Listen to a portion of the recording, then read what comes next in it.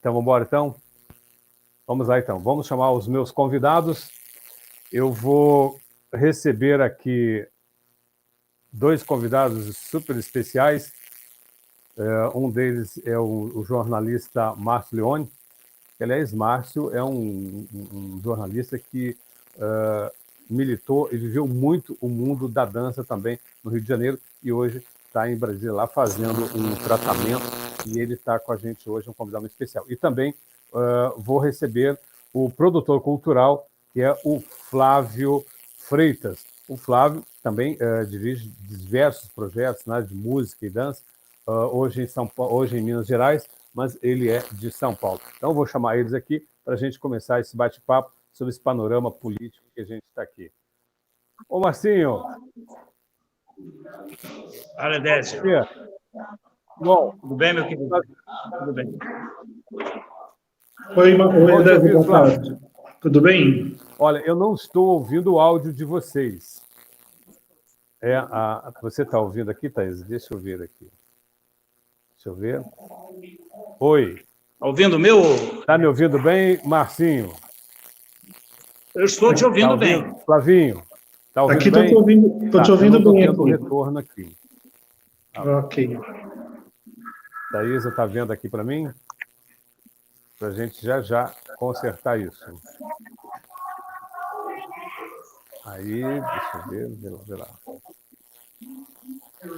Essas tecnologias, né? Deixa a gente na mão, por mais que a gente ensaia, tudo. Aliás, esses dias eu vi o presidente da República passando um sufoco para fazer uma live.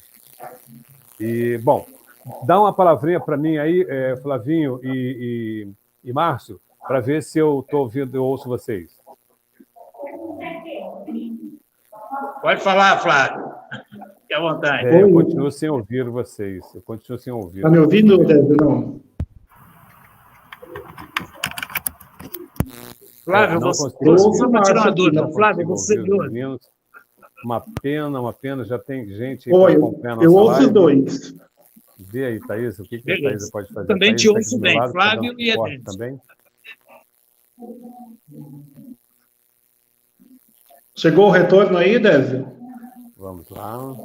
Oi, acho que agora vou ouvir. Flavinho, dá um oi para mim aí e o Marcinho. Oi, chegou o retorno? Agora sim. Fala aí. Estou ouvindo vocês. Perfeito. Eu vou agora... O meu também chegou aí, Décio? Chegou, perfeito. Tá? Agora sim, estamos aqui. Eu fico feliz de estar recebendo vocês, Flávio e Márcio. Sejam bem-vindos, uma boa tarde para vocês também, para todo o pessoal que está com a gente aqui. O Márcio Leone, eu já falei, é um jornalista, hoje está em Brasília, tem uma longa carreira no jornalismo cultural, e também o Flávio Freitas, que é produtor também e diretor de projetos culturais na área de música, dança, teatro, em São Paulo e hoje está em Minas Gerais. Bom, nosso papo é aquela coisa, quero que vocês deem as boas-vindas aí ao pessoal que está com a gente, começando pelo Marcinho Leone. Uma boa tarde para todos vocês, que é um prazer para mim imenso ter sido convidado pelo meu queridíssimo amigo Edésio Paes. É um prazer conhecer o Flavinho aqui, o Flávio Freitas, e estamos aqui à sua disposição para a gente poder opinar, colocar as nossas ideias a respeito da situação atual no nosso país, que realmente é meio complicada. Aliás, muito complicada.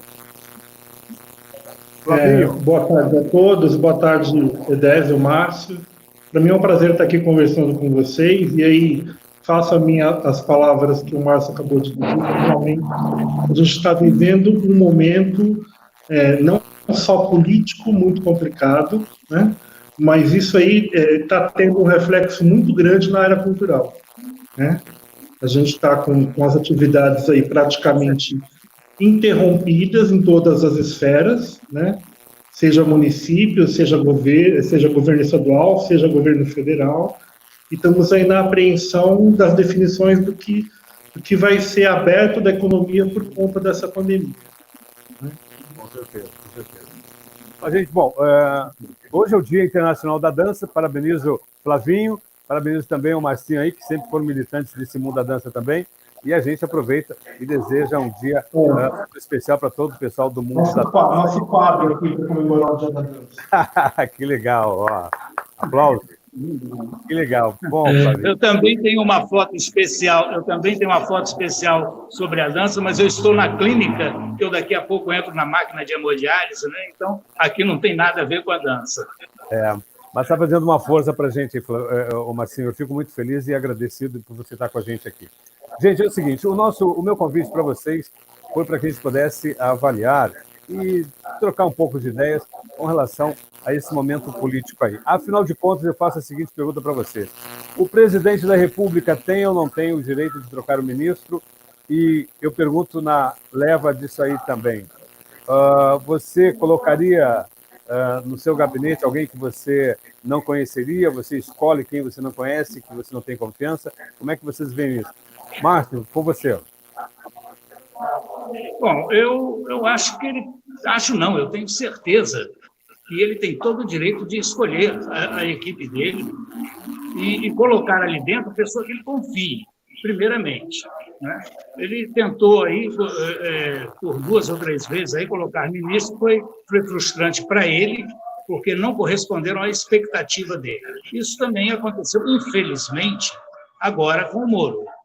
Né? Nós vamos ter que, se a gente for colocar aí direitinho na ponta do lápis, aí, vamos ver que o Moro ele fugiu um pouco na qualidade de ministro, e não como juiz.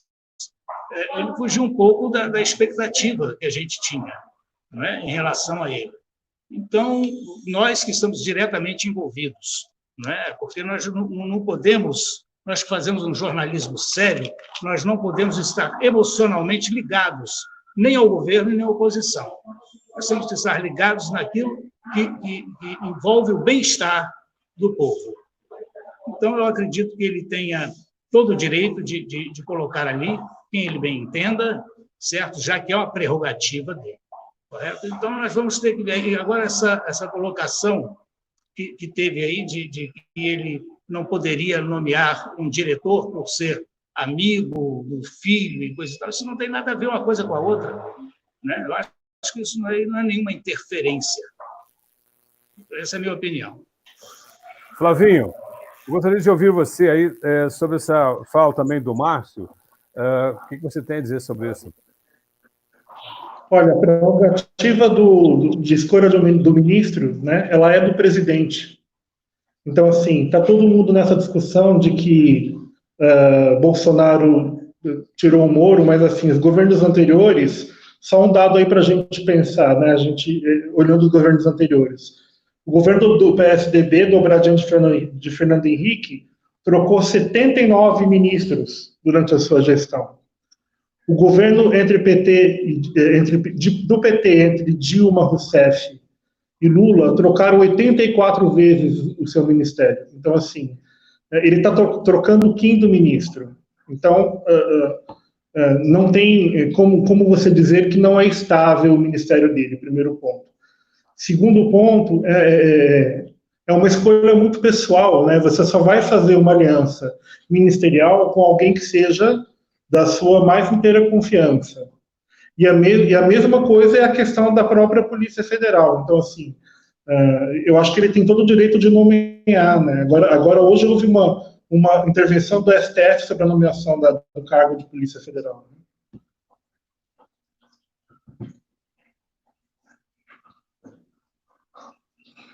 Quero colocar para vocês também o seguinte.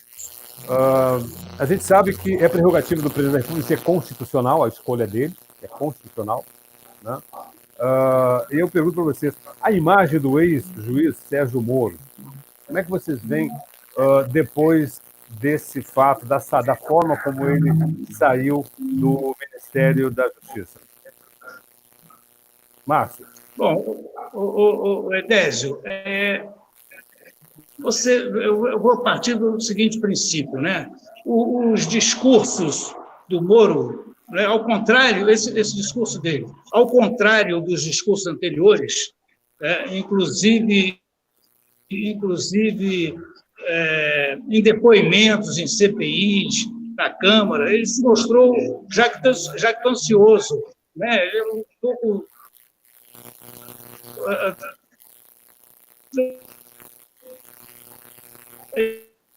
arrogante desta vez, o que não aconteceu nas anteriores. Então, nessa coletiva que ele deu, assim, com um pouco o pé atrás, entendeu? Ele mudou totalmente o discurso dele, ele foi realmente arrogante, né? Eu acho que eu tenho lido muita coisa aí que ele não poderia, não deveria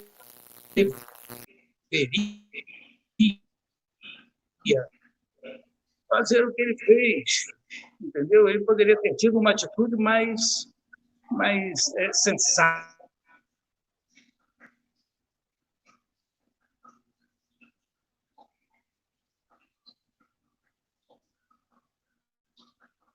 Flavinho, não sei se travou a imagem lá, a transmissão do Márcio, mas vamos continuar aqui. Eu quero ouvir o que você tem a dizer dessa nova fase do Sérgio Moro, quando ele saiu, da forma como ele saiu. Como é que você também viu isso aí, Flávio? Márcio voltou ou não? Está travado ainda. Márcio, você concluiu ou você quer continuar? Já concluí. Eu estou dando a minha opinião muito singular, tá? Mas pelo que eu vejo nas redes sociais, muita gente acompanha esse meu raciocínio. Ok. Flavinho, como é que você vê aí a saída do Sérgio Moro, do ex-juiz Sérgio Moro, da forma como ele saiu da gestão Bolsonaro? Veja bem, o Sérgio Moro deu uma entrevista no Roda Viva, aqui em São Paulo, na TV Cultura, que é um programa aí que é transmitido nacionalmente em janeiro desse ano. E ele disse claramente no Roda Viva que o Bolsonaro nunca havia intervido nas questões administrativas dele, sejam do Ministério ou sejam da própria Polícia Federal. Então, na verdade, assim, o que houve foi uma total mudança de opinião. Então, eu não consigo entender como uma pessoa muda de opinião publicamente em 3 meses e ninguém questiona, né? Ninguém questiona. Então, assim, parece que a gente tem um super-ministro e parece que ele se colocou acima da lei. Então, assim, não sei como que vai se desenrolar essa investigação, né? Mas se ele realmente disse tudo aquilo que disse sobre todas as intervenções, ele vai ter que dar prova factual disso. Com certeza. Mas eu acho muito estranho essa mudança de postura. Para mim foi muito estranho. Marcinho e Flávio, é o seguinte. Décio, eu queria acrescentar um detalhe aí, né, que no discurso de despedida, né, do Moro, ele afirmou que Lula e Dilma jamais pressionaram a Polícia Federal. E eu concordo com ele, né, eles não pressionaram. O Lula, em 2007, ele foi lá e trocou simplesmente a chefia da Polícia Federal e da ABIN, porque ele não tinha acesso às informações. Então, o Sérgio Moro ele quis em 2017 e a Lava Jato foi a partir de 2014. Quer dizer, eles podem não ter interferido na Lava Jato, mas ele afirmar que Lula nunca interferiu na Polícia Federal também é outro erro gravíssimo. Flavinho, quer fazer algum comentário? Não, uma coisa que agora me passou pela cabeça, eu estava lendo uma reportagem esses dias, que provavelmente é uma das grandes queixas do Bolsonaro. Nesse 1 ano e poucos meses aí que o Moro esteve à frente do Ministério, ele nunca fez uma limpeza completa nos cargos comissionados que existem dentro da Polícia Federal. Então, tem muitos cargos dentro da Polícia Federal que ainda remontam à época dos governos de Lula e de Dilma Rousseff, né? Então, assim, isso é um questionamento que nós temos também, né, Décio, na questão da cultura. Sim. Por que não se faz um desaparelhamento completo do Estado? Né?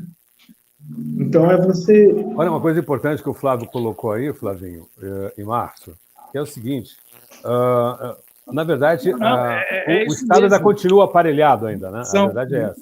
Um ano só de governo, um A ano e verdade é 5, 6 meses. essa, entendeu? Eu concordo plenamente, Flavinho, eu concordo plenamente quando o problema do atentado que ele sofreu, entendeu? Não cabe na cabeça de ninguém o tal do lobo solitário, um camarada que não tinha grana, não tem grana, e viaja para lá e para cá, para todo o país, se hospeda, tinha um álibi caso ele não tivesse sido pego em flagrante, ele tinha um álibi de estar na Câmara ao mesmo tempo que estava esfaqueando o presidente, e logo em seguida, advogados caríssimos sendo pagos. Que lobo solitário é esse? Entendeu? Então, o questionamento do presidente é corretíssimo em cima disso. Eu quero aproveitar, na minha opinião. Eu quero aproveitar, Flávio e Marcinho, e fazer um comentário sobre a fala do Flávio ali, né, principalmente focado na cultura, com relação às mudanças que tem que acontecer. E a cultura, por exemplo, ela continua aparelhada ainda, com pessoas que trabalhavam para o PT em cargos de coordenação ainda. E hoje, para minha surpresa, fazendo uma pesquisa para falar do Dia Internacional da Dança, eu fazendo pesquisa, não sei se está atualizado ou não o site da Funarte, mas quem está de presidente da Funarte é Marcos Teixeira. Eu não sei se o Flavinho sabe quem foi ou quem é o Marcos Teixeira, e o coordenador de dança continua sendo o Fabiano Carneiro, que já estava praticamente quase, eu acho que mais de 4 anos já de gestão, 4 anos de gestão dos governos anteriores. Então, tipo assim, está complicado desaparelhar isso aí, mas também existe uma cadeia, né, Flavinho, que também quem não concorda continua sofrendo até nessa mesma gestão Bolsonaro na cultura, né? Sim. Que não está ainda de acordo, né? Mas deveria de haver uma mudança aí, eu não sei, eu acho que essa ideia, com relação ao ex-juiz Sérgio Moro, né, a saída dele, e como a imprensa está dando visibilidade para aquilo que a Constituição garante ao Bolsonaro, que é trocar e formar seu ministério, né? Porque eu não vi essa invasão da imprensa durante os governos Sarney, Itamar, Fernando Henrique, Lula, Dilma, como está vendo tanto em cima das mudanças que o Bolsonaro quer fazer. E é verdade, desaparelhar um país, desaparelhar um sistema é uma coisa muito complexa, muito difícil, e tem que ter muita coragem e tem que, ainda antes de mais nada, torcer para que essa população entenda o que é mudança de sistema. Como é que você vê isso, Flavinho? A questão da imprensa, a gente tem aí uma briga, uma briga assim, né? Vamos pegar o histórico da maior, né? Vamos falar da Rede Globo porque é a maior, né? Não é falar da Rede Globo porque a gente é contra a Globo. Não. Mas a Globo, ela cresceu lá atrás, no começo do golpe que a gente teve de 64, que na verdade a gente sabe que não foi um golpe, né? Mas enfim, vamos discutir aqui se é golpe ou se não é golpe de Estado. Mas ela apoiou isso e cresceu dentro desse sistema durante todos esses anos, né? Então, a partir do momento que vem um candidato, né, que fala assim, olha, eu não quero o apoio de vocês, eu vou fazer uma campanha com R$1.700.000, o que aconteceu? Toda a mídia tradicional riu da cara dele, né? Você imagina, esse cara é louco, né?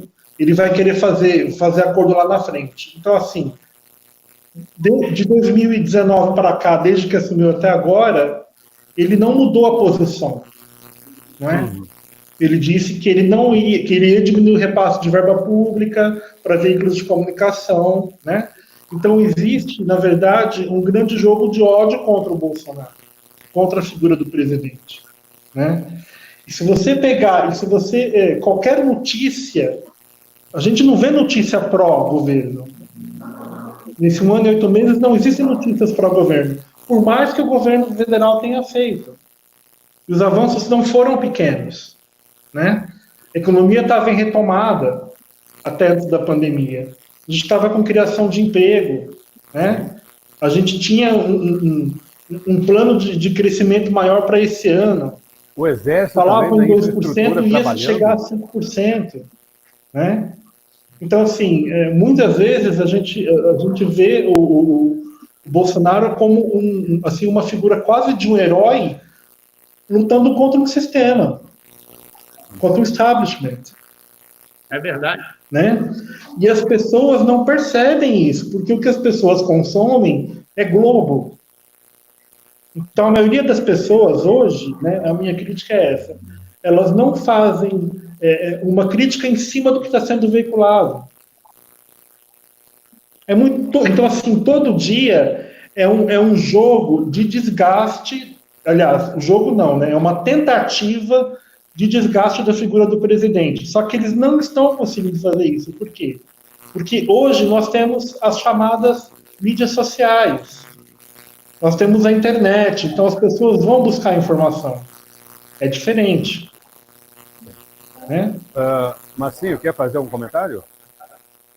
Quero sim, é porque, Edésio, Flávio, infelizmente a imprensa, parte da imprensa, eu nunca generalizo, né? A parte da imprensa, bem tendenciosa, ela colabora muito demais da conta com isso. E o Caio Coppola, ele no boletim diário dele, eu acho que foi do dia 25, eu até anotei aqui, que para não esquecer, ele, abrindo aspas, muitos jornalistas e comentaristas que se dizem imparciais ou se acham imparciais, eles não percebem que estão enviesados pela sua própria raiva. Isso contamina a imprensa, que acaba oferecendo ao público a pior interpretação possível para tudo que o presidente diz ou faz.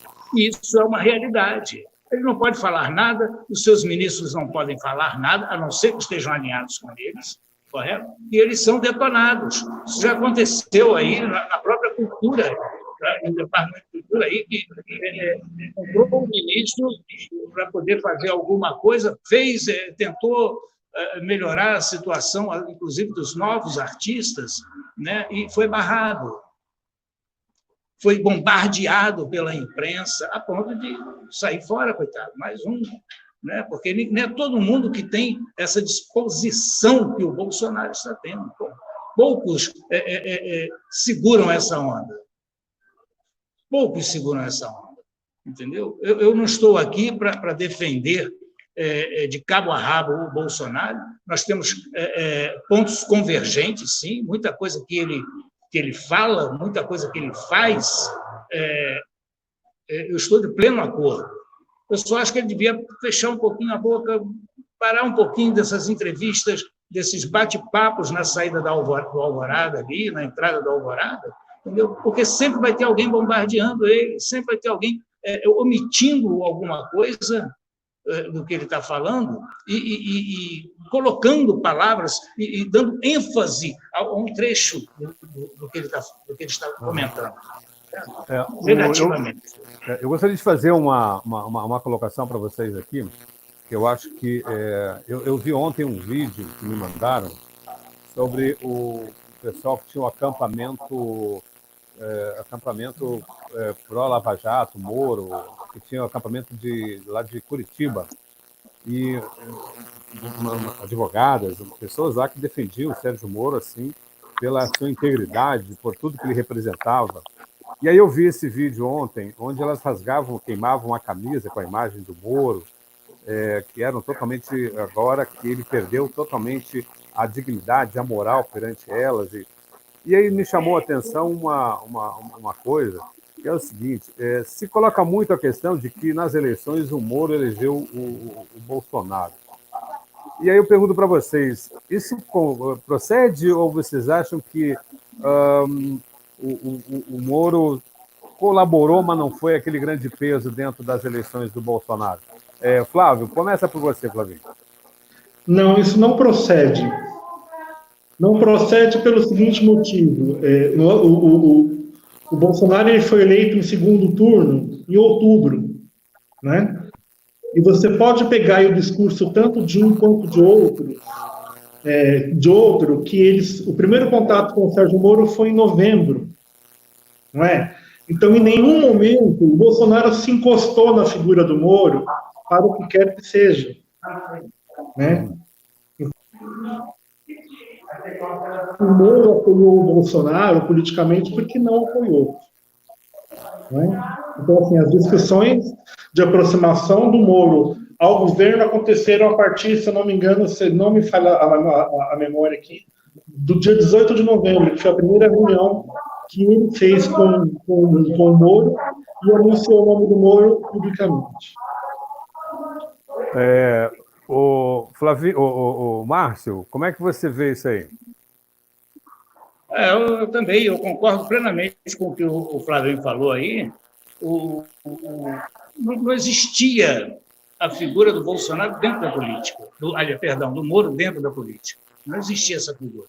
Né? Então, aconteceu, foi bom para ambos os lados, só que eu fiquei impressionado com a paralisação do Moro. O Moro deixou de fazer aquilo que se propôs realmente, no meu entender.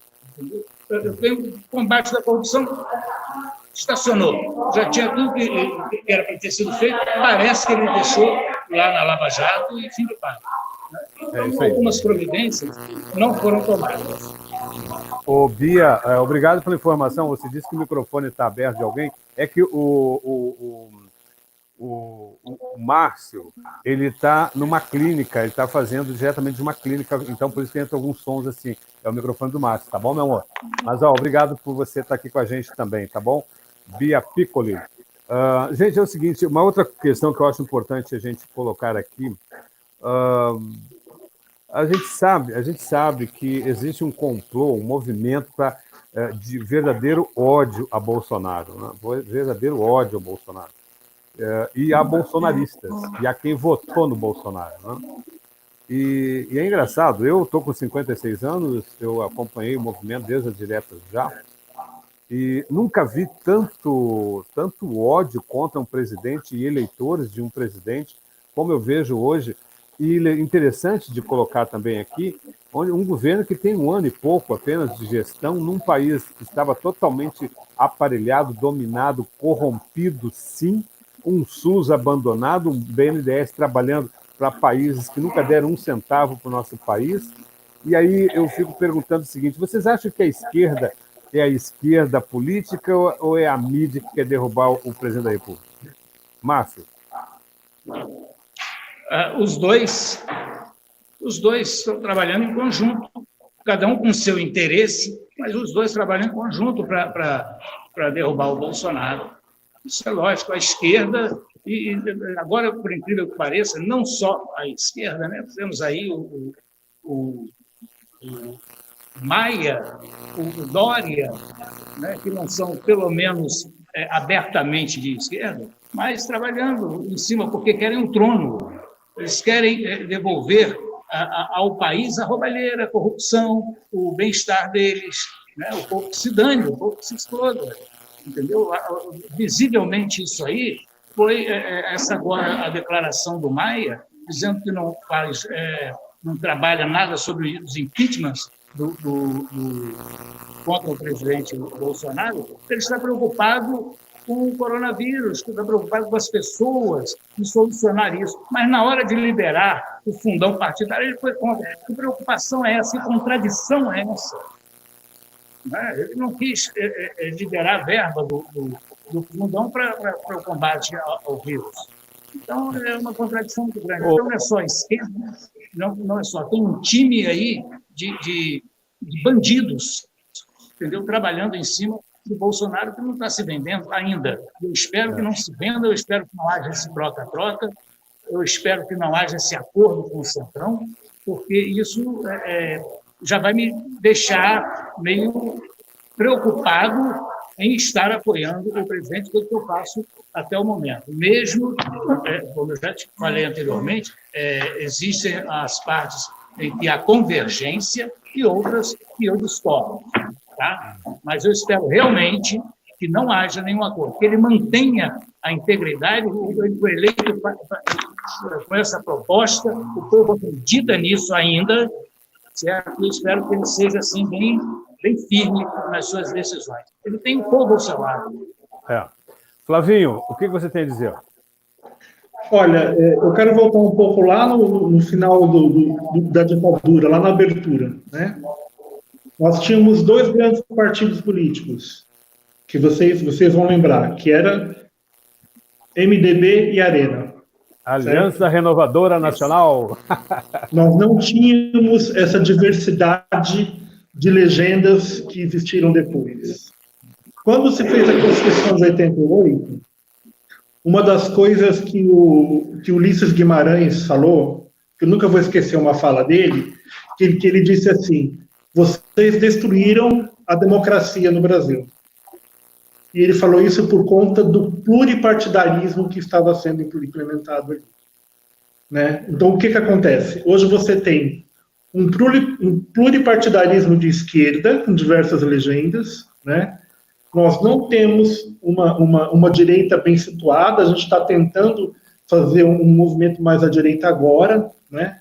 com o surgimento, com o fortalecimento do PSL, da legenda que o Bolsonaro está tentando criar, e nós temos o valo do meio, que é o centro. Né? Uhum. O centro sempre foi uma coisa perigosa, como o Márcio está falando aí, porque o centro ele sempre fez coalizão em troca de regalia e poder. Né? Então, o centro ele vai para onde interessa o desvio, essa que é a verdade. Né? Então, você tem aí grandes partidos de centro que estão de acordo com o que vai pagar mais. Né? Então, assim, como nos últimos anos nós tivemos uma tendência de um governo de esquerda, eles foram para a esquerda por conveniência. Quando caiu a Dilma, que teve lá o impeachment da Dilma, eles fizeram um movimento de dizer que estão voltando para o centro.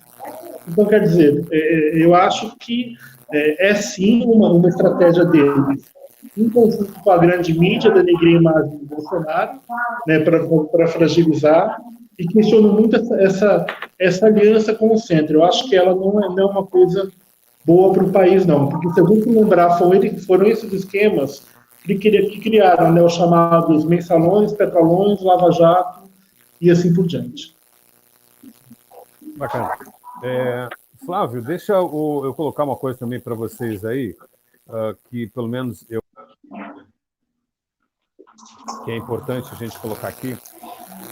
Eu tenho preocupações com a estabilidade institucional do Brasil, sim. Eu acho que a gente está vivendo uma falsa estabilidade institucional.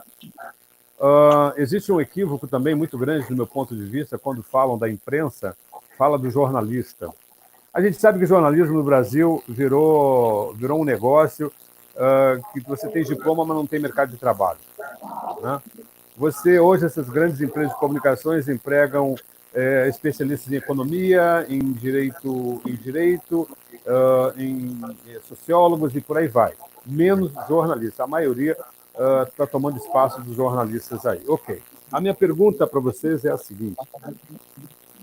Como é que a gente consegue fazer com que a população entenda o que é o jornalista que fala, ou o comentarista que fala, que está defendendo um salário, e que muitas vezes não é nem a ideologia dele em si, e sim uma garantia de estar defendendo o seu trabalho, e quem são os donos realmente do jornalismo, que é uma empresa. Levando em conta que o Flavinho estava falando aí da época da ditadura, que é o Globo, por exemplo, quando citou. A gente sabe que esses veículos aí antigos, Folha de São Paulo, Estadão, Globo, né, todos surgiram principalmente no período da época da ditadura. E todos foram acostumados ao dinheiro público, a verdade é essa. Foi muito fácil fazer riqueza no Brasil, tendo a própria Constituição a seu favor, onde obriga você a publicar em jornais de grande circulação tabelas, editais, etc. e tal. Balancetes, né? Muitas vezes um condomínio é obrigado a publicar num jornal de massa para ter validade, às vezes numa assembleia, um sindicato precisa publicar num jornal, e assim vai. O que eu quero dizer com isso é o seguinte: até onde é o jornalista e até onde são os donos da imprensa que fazem com que venha toda essa tortura contra a gestão Jair Bolsonaro. Márcio. Eu não posso nem falar que eu sou contra o jornalista, porque eu estaria contra mim mesmo, contra você, que é meu grande amigo, e contra tantos outros que têm dignidade no seu trabalho. Eu nunca generalizo, nunca, mas eu tenho pena de alguns jornalistas que saem à rua, o pessoal da Globo, câmeras e coisa e tal, que são agredidos por defenderem o lado contrário do Bolsonaro. Né? Então, eu não gosto disso, eu acho isso inaceitável. Ele está ali cumprindo o seu trabalho mesmo que seja assim, uma coisa que não nos agrade, né? Não agrade a maioria das pessoas. Então, e ele está ali mandado. Ele não está ali porque ele, de repente, porque ele quer que seja daquela forma. Né? A imprensa, ela, de uma forma geral, ela ainda está contida dentro da ética. Agora, alguns profissionais são obrigados a fugir disso porque senão ficam desempregados, porque a crise está tudo difícil para todo mundo, coisa e tal, e eles querem preservar o salário deles, principalmente os que trabalham na Globo, porque, querendo ou não, a Globo é a emissora top, né? Tem grande visibilidade mundial, então eles não querem se prejudicar. Agora, existem alguns jornalistas que, infelizmente, trabalham por conta própria contra o governo. Eu não digo contra o presidente, é contra o governo, a situação atual. Entendeu por quê? Porque são esquerdistas, são militantes e não aprovam nada que o governo nem que seus ministros façam. É isso. Flavinho, o que você tem a dizer? Eu não acredito mais na questão do jornalista, daquele jornalista antigo, que era um jornalista que tinha independência de colocar a sua opinião, né, dentro de um veículo. Eu acho que hoje os jornalistas estão muito mais engessados, né, para atacar ou para defender um governo ou um ponto de vista do que, digamos, há 20 anos atrás. Né? Então, eu acho que acima da figura do jornalista, infelizmente, está ficando o interesse do veículo ou da empresa como alguma coisa mandatória. Eu não sei se o Marcinho quer falar mais alguma coisa com relação a esse aspecto aí que o Flavinho colocou. Não, realmente eu concordo. A figura do jornalista ficou desgastada, né? Ficou desgastada diante da opinião pública, né? No público geral, ficou muito desgastada. Agora, nós não podemos, de jeito e maneira, colocar o jornalista, entendeu? O jornalista como a peça culpada disso tudo. Realmente, eu acho que são os donos de empresas, os interessados, os maiores interessados, tá? E obrigam alguns jornalistas. Alguns que são independentes, como é o caso do Alexandre Garcia, que eu acompanho sempre, deu tchau até logo para a Globo e foi defender o posicionamento dele, assim como tem tantos outros que fazem isso. Não é?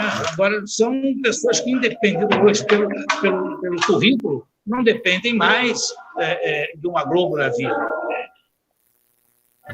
Jornalista, o Flávio tem razão, o jornalista, de uma forma geral, ficou realmente com a imagem comprometida. Arranhou bastante isso, não? Arranhou bastante. Deixa eu colocar para vocês uma coisa que eu acho também importante aqui. Quando a gente fala da questão da democracia, tá? Eu pergunto para você, a esquerda brasileira, a maior esquerda brasileira que a gente teve desde a abertura da nossa democracia, tá? Eu costumo dizer da nossa frágil democracia, tá? O PT foi o maior representante deles, né? Aliás, isso não é inegável. Eu sou um que votei no Lula na primeira eleição, com milhões de brasileiros. como hoje eu votei no Bolsonaro, eu acredito que ele vai fazer um governo, ele está fazendo, só que não estão deixando. Tá? Agora, essa esquerda que está aí, essa esquerda, vocês acham que ainda volta a administrar o país novamente? Flávio?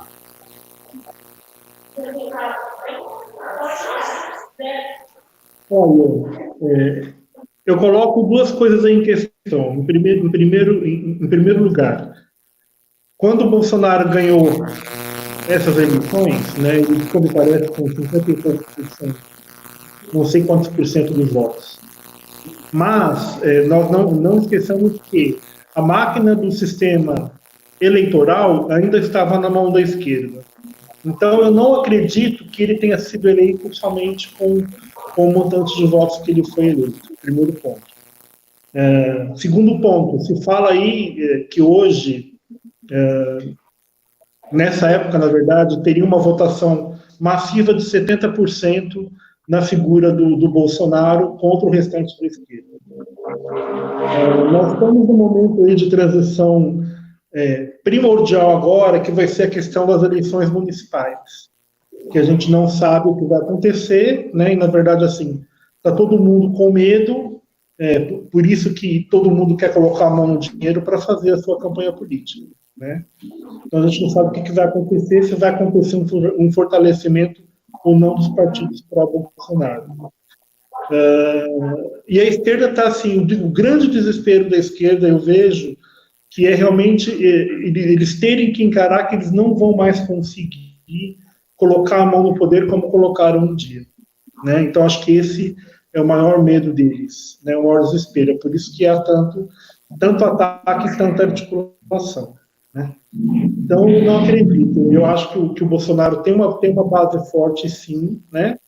Tem que, agora, como eu estou dizendo, aguardar as eleições municipais para ver para onde que a coisa vai tender. Mas se houver um fortalecimento da direita nessas eleições municipais, eu não acredito que a esquerda volte ao poder como estava. Agora, veja, eu não acho que a esquerda tenha que sumir, né, tenha que acabar. Eu também sou desse ponto. Eu acho que tem que haver um embate, mas acho que tem que haver um embate com equilíbrio. O que a gente não pode... Com responsabilidade, né, Flavinho?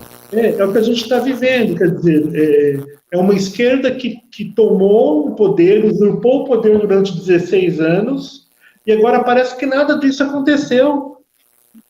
Sabe, parece que o Bolsonaro é o Hitler, né? É isso que a gente ouve, que o Bolsonaro é o Hitler, porque ele representa a figura de um ditador, né? Gente, não é muito bem isso. Vocês estão vendo muita publicação de esquerda, né? Vai olhar as lives que ele faz, vai olhar o perfil do presidente, né? Ele tem um canal de comunicação com o seu eleitorado que ele se elegeu com o canal, né? Então, assim, eu acho que a gente precisa aguardar aí para ver como que vai ficar. Marcinho, como é que você vê isso? A esquerda volta ou não volta, na sua opinião? Não tem mais chance. Não tem mais chance. Agora, inclusive, existem aquela turma que nunca votou no Lula, nunca votou no PT, né? É contra o Bolsonaro, mas nunca votou no Lula, segundo eles, né? Nunca votou no PT, não querem o PT de volta. Eles dizem que são a parte pensante, fora Lula, fora Bolsonaro, existe a parte pensante, que são eles. Eu não sei quem eles querem no poder, isso eu não tenho ideia. Menos a esquerda. A esquerda está queimada, se queimou sozinha, está aí a sucessão de escândalos, né, em todas as esferas, do vereador ao próprio presidente, o ex-presidente e a ex-presidente. Né? Então, não tem como voltar, no meu entender. Nem na parte agora, nem com todo o dinheiro que ainda o PT ainda guarda, né? O PT ainda tem uma verba guardadinha lá, mas nem com isso eles conseguem, no meu entender, na minha visão, de jeito nenhum. Agora, também é uma incógnita o que vem aí para frente, né? Tirando o PT, o que vem a gente não pode realmente adivinhar. Está muito complicado ainda. Está muito cedo para a gente poder definir isso. Flavinho, como é que você vê o papel do STF aí? O governo PT colocou, acho que se não me falha a memória, pelo menos uns 7 ministros lá dentro. Como é que podemos ter um país realmente seguro na instância maior do país, que é o STF, para administrar democraticamente esse Brasil gigantesco e também territorialmente ele bem continental? Então, eu lembro há muito tempo eu li um artigo, era a época do FHC. Não lembro quem escreveu, mas eu lembro muito claramente o teor do artigo, que dizia que o FHC e os governos vindouros estavam aparelhando o STF, né? E foi exatamente o que eles fizeram. Eles aparelharam o STF. Então, hoje, o que a gente tem? A gente tem um problema, ao meu ver, a gente tem um problema de equilíbrio de poderes, não é só o STF, né? Quem já foi a Brasília, sabe, lembra lá da Praça dos Três Poderes, e aquilo foi muito claro, né? Quando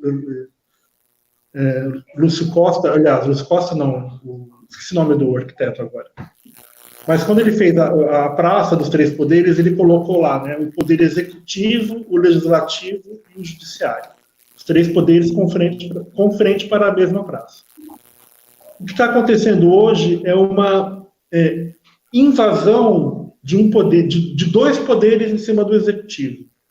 Então, são 2 poderes que, a qualquer custo, né, querem usar a máquina pública para serem detratores do poder do executivo. Então, isso, para mim, é um equilíbrio, é uma quebra de um equilíbrio constitucional, né? Então, a gente precisa ter isso muito claro, porque a nossa Constituição ela é muito frágil, né? E aí, só para relatar isso que eu estou dizendo, uma vez eu vi uma reportagem de uma pessoa, de um ministro inglês que veio visitar o Supremo. E aí ele perguntou para o Paulo e Lúcia, né? Não, mas se vocês são o Supremo Tribunal Federal, quem está acima de vocês? Né? Quem está legalmente acima de vocês? E ela pegou e deu um sorriso, né? E o cara respondeu para ela, acima de vocês somente Deus. Né? Então, assim, nós criamos um STF e nós criamos um legislativo onde não tem quem fiscalize. Nós não temos um sistema de dizer assim para o legislativo, olha, esse sistema político ele está errado. Esses deputados não podem ganhar o que ganham. Esses deputados não podem ter as verbas que têm em seus gabinetes, porque eles legislam em causa própria. Isso é muito sério. Então, eu acho assim, nós não estamos vendo que o nosso maior risco democrático é a nossa própria Constituição. Então, a gente tem, sim, que ter isso muito claro, né? E se esse governo se fundamentar daqui para frente, ele tem que pensar em mudar isso. Porque senão nós não vamos corrigir o rumo nunca. Né? Essa questão aí, o legislativo, como o Márcio falou há pouco, ele não abre mão das suas verbas de campanha em pró-pandemia? Como assim? O Supremo Tribunal, que também não se sensibiliza com o caso e vem tudo em cima do Poder Executivo. Né? E, infelizmente, é um arcabouço jurídico, um arcabouço de leis que foram criadas. Essa última decisão do STF de ter dado autonomia para os governadores e prefeitos é passar por cima da Constituição. E ninguém está falando isso. Com certeza. Né? Ninguém está dizendo assim, STF, você é inconstitucional. Você acabou com a ordem democrática. Né? Porque agora o que está acontecendo? Se a gente for falando especificamente da pandemia, agora nós temos os governadores que legislam e temos os prefeitos. Só que os prefeitos, bobinhos, eles acham que eles vão poder sair da quarentena quando eles bem entenderem. Não vão. Porque os governadores estão fazendo a lei do Estado valer. Só um parênteses, o Flavinho, que você está falando, que aí é importante colocar, como você falou, os bobinhos, os governadores bobinhos, né? É que é o seguinte, eles estão fazendo tudo isso, mas a conta vai para o governo federal. Exatamente. Aí você vê que já existe uma articulação aí eleitoreira numa situação de pandemia, de uma situação que o país nunca viveu, e aí vem a prova, tipo assim, cadê o resultado do SUS no Brasil? Cadê os recursos, equipamentos de saúde pública no Brasil? Tem culpado, sim, eu sou muito a favor de... Tem culpado, sim, não tem essa de não ter culpado. Não é na hora, não está na hora de procurar, mas nunca vão procurar. Sim. Sabe por quê? Eu te pergunto, todo o dinheiro que foi investido no SUS até hoje, todos os ex-secretários de Cultura dos estados, todos os ex-secretários municipais de saúde, o que eles fizeram nas suas gestões? Aí hoje se descobre que eles não têm um respirador. Tem hospitais que não têm, municípios que não têm um respirador. Como é que a democracia é não cobrar, é não botar ninguém na parede? Não, é botar na parede, sim. E aí o STF parado aí, que deveria ter uma investigação maior, como é que chama? Os tribunais de contas, né? Como é que funciona essa engrenagem? Que o Bolsonaro está tomando um sufoco para poder limpar essa situação toda, não é? Sufoco muito grande, né? Porque, assim, como ele aí que está o ponto. Ele pode interferir até certo ponto, né? Das indicações de cargo, mas ele não pode mudar a lei sozinho. Claro. Porque ele é o executivo. Né? E, assim, infelizmente, a gente tem uma Câmara de Deputados, nós temos um sistema legislativo voltado em cima do benefício próprio. Que esse é o grande calcanhar de Aquiles do governo dentro da Câmara. Por que ninguém quer aprovar o que o governo quer fazer? Porque não tem mais toma lá da cá. Exatamente. Acabou o toma lá da cá. Não, mas você não vai me dar tantas emendas para fazer uma distribuição de verba? Não vou dar. Porque você está cumprindo... Indicação de cargos, né? Que é a pior parte que tem, que é o aparelhamento. Né? Pois é. Né? E assim, infelizmente... A gente não, como eu estou dizendo, constitucionalmente a gente não tem um sistema, não se pensou num sistema, né, que fiscalizasse os três poderes. Essa que é a verdade. Marcinho, o que você tem a falar aí? A gente está chegando. Repete para mim, por favor, Edésio. O que você tem a dizer sobre essa explanação que o Flávio fez com a minha interferência também?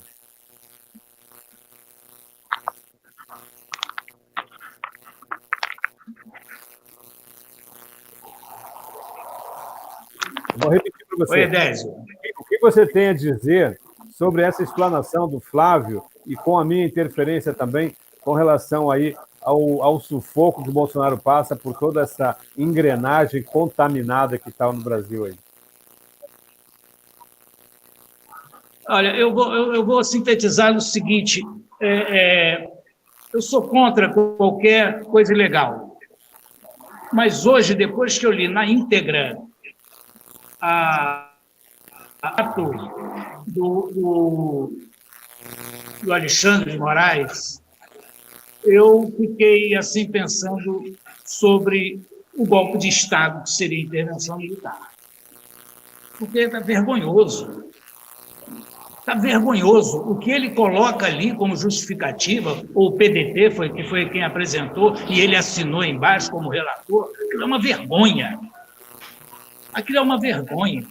Como eu falei ainda há pouco, em 2007, o Lula ele não interferiu diretamente na Polícia Federal e na BIM, certo? E aonde estavam esses guardiões aí da nação? Não fizeram nada, não falaram nada, e agora vem porque é o Bolsonaro. Esse camarada, rapaz, eu vou te falar um negócio. Esse Bolsonaro, para mim, é um herói. Ele pode ter as loucuras dele, falar as besteiras dele, agora suportar o que esse cara está suportando não é para qualquer um, não. Entendeu? Dá o Supremo aí, fazendo o quê, meu Deus? Se você for analisar, entendeu? Eu, como já acompanhei várias questões, as votações que são feitas de interpretações, as interpretações sempre favorecem o lado mais forte da coisa.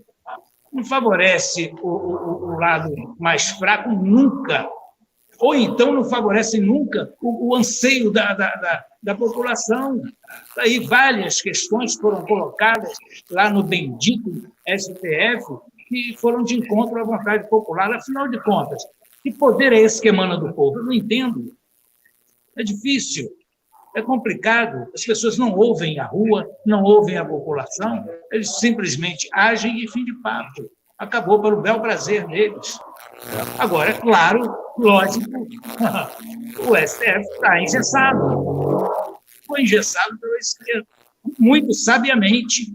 A esquerda é inteligente, não podemos discutir isso. Ela é inteligente, ela foi nas faculdades, ela foi nos sindicatos, ela foi no STF, ela foi se espalhando como um vírus maligno. Com certeza. Flavinho, você quer fazer alguma observação aí? Não, acho que agora, nesse momento, eu vou... Concordo totalmente com as palavras do Márcio, né?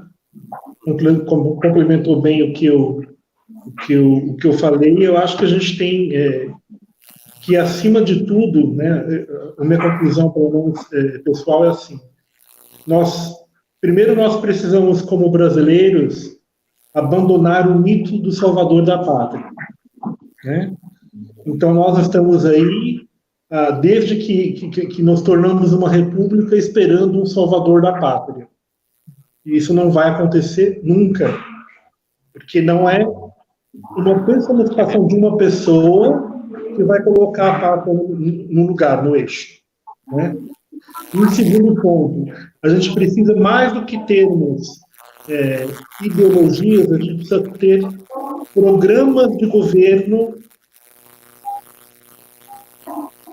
por escolha, né? Ou seja, nós temos um programa de governo defendido pela direita, como é nos Estados Unidos, né? Que lá é mais fácil, porque lá só tem 2 partidos, né? Nós criamos 2 partidos significativos, tem os menores também, mas o significativo lá é o democrata e o republicano, né? Então nós precisamos ter programas de governo que sejam contínuos e que a gente possa optar, né? Ou que tendam à direita ou que tendam à esquerda, mas não importa, são programas de governo. Sim. Né? Bom, gente, olha, eu, infelizmente, chegando ao final do nosso programa aqui de hoje, essa live super especial, tendo vocês dois como convidados, eu gostaria de ouvir as considerações do jornalista Márcio Leone desse nosso encontro aí. Qual é a mensagem que você deixa também para o nosso web espectador? Primeiro, te agradecer, meu querido Edésio, pela oportunidade de estar falando para centas pessoas nesse Brasil aí afora, através da RMC. O prazer de estar com o Flávio aí, que eu não conhecia pessoalmente, mas não tenho grandes referências como grande profissional da cultura, e falar que eu continuo acreditando no Brasil, continuo acreditando no povo brasileiro, e apesar de todas as dificuldades, cada dia maiores, cada dia uma notícia diferente, eu acho que a gente vai conseguir chegar lá. Tá? Acabando essa pandemia aí, vai acabar um dia, ela não é eterna, entendeu? Nós vamos conseguir realmente alcançar o objetivo. Para mim, Bolsonaro não sai, cumpre o mandato dele, tranquilamente, e o resto deixa o povo decidir. Tá bom? Edésio, muito obrigado pelo carinho. Flavinho, um prazer, reitero aqui, o prazer de conhecê-lo. E a todos vocês, por favor, acreditem, nós vamos chegar lá. O Brasil é nosso. Flavinho, quais são as suas palavras aí, as suas considerações para a gente nesse encontro hoje, que foi o primeiro, que eu espero que seja o primeiro de uma série, né? Por que não? Eu quero agradecer a você, ao Márcio, que não conheci pessoalmente, mas é um prazer ter dividido aí esses minutos com vocês nessa troca de ideias. dizer assim para as pessoas de uma forma geral é que elas precisam sair do lugar comum, né?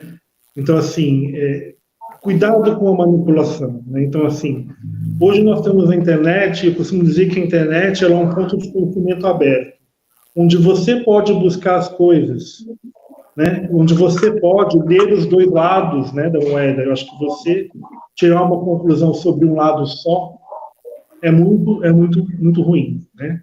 E eu concordo com o Márcio aí. Eu acho que a gente vai fazer sim um país grande como a gente merece. Isso aí eu tenho certeza. Bom, eu quero agora, antes de mais nada, agradecer, claro, a presença de vocês e dizer o seguinte: para mim, foi uma honra ter recebido vocês aqui e digo o seguinte: eu adoro política, para começar, adoro política, não gosto de politicagem, não discuto política, eu gosto de conversar sobre política.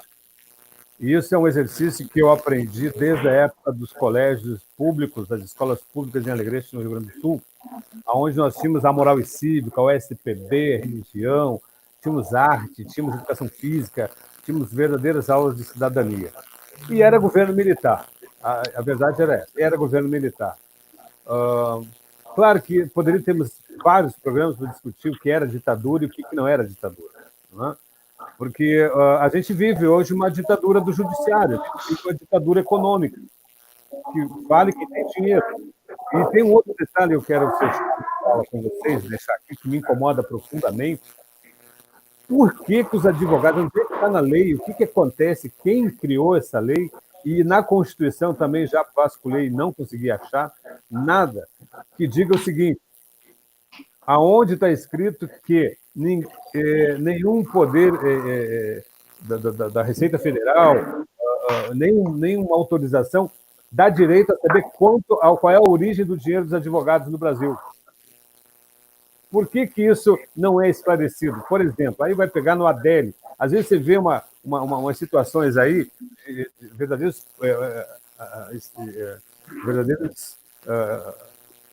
mediocridades políticas sendo protegidas por advogados, e eu fico pensando, como é que, por exemplo, o caso do Adeli, de repente desceu lá 2 aviões com dinheiro, com advogados, para defender um cara que não tinha nem onde dormir. Então, existem umas coisas no Brasil, que eu digo assim, o judiciário vive um Brasil separado do que a gente vive. E aí eu digo assim, que democracia é essa nossa, que vale quem tem dinheiro?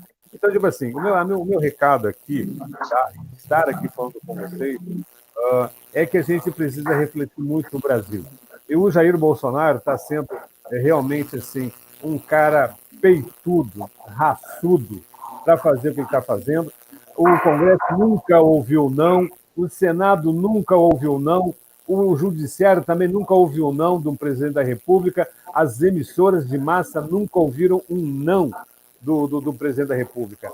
E isso é que está destruindo a democracia no Brasil. Não é a postura do Bolsonaro, não é porque o Bolsonaro fala compulsivamente algumas coisas, mas se você botar na balança isso, o Lula falava tanta besteira, tanto absurdo, Dilma também atropelava o português às vezes falando, e nem por isso era notícia, nem por isso havia impeachment, nem por isso havia quantas saídas de ministros, e nunca foi manchete como está sendo hoje tudo que o Bolsonaro está. O que está acontecendo é muito simples. É um golpe na frente do eleitorado brasileiro que escolheu o presidente da República nas ruas, como foi escolhido Fernando Henrique, como foi escolhido o Lula, foi escolhido a Dilma. Não tem nada que dê contra a democracia hoje, mais do que a própria imprensa e o próprio STF e o Congresso Nacional. Para mim, as discussões estão contra o Brasil, não é contra o Bolsonaro, não. Essa é a minha opinião, que eu quero deixar aqui para vocês, e a gente vai voltar a falar num outro encontro, se Deus quiser. Tá bom assim? Marcinho, vai lá então para a tua emo agora. Muito obrigado, Flavinho. Muito obrigado por ter dado tempo também. E eu peço assim de coração que a gente continue junto, somando, para fazer cada vez o melhor para o nosso país. Tá bom? Aquele beijo. Obrigado. Um abraço. Tá bom, meu filho. Beijo. Beijo mesmo. Tchau. Tchau. Tchau, tchau.